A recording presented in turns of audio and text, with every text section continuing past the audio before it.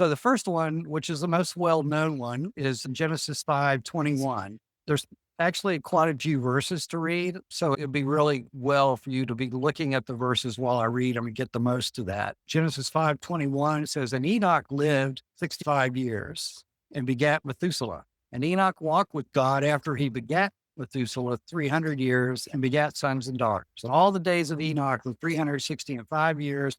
And Enoch walked with God, and he was not, for God took him."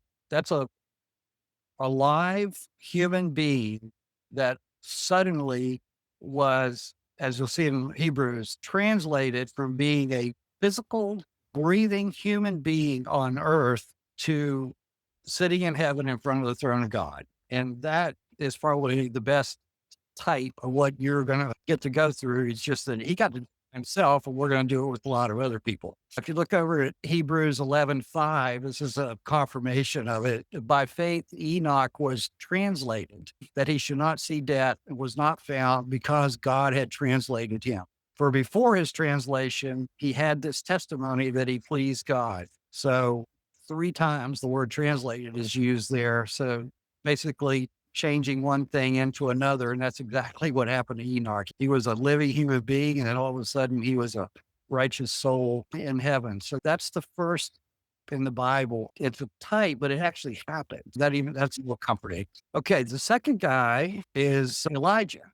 And look at 2 Kings 2:11.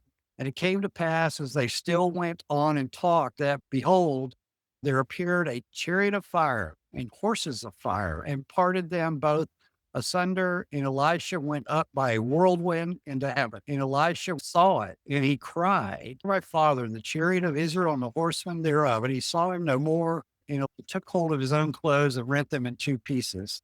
So here was Elijah and Elisha together, and the Lord actually took Elijah up in a whirlwind and dropped him off in different places. And then after a little while, then he took him all the way up to heaven. But it was clearly a living human being that was immediately translated into a righteous soul in heaven. And Elijah's coming back in the tribulation as a representation of an Old Testament saint. But he actually experienced pretty much the same thing that you're going to experience.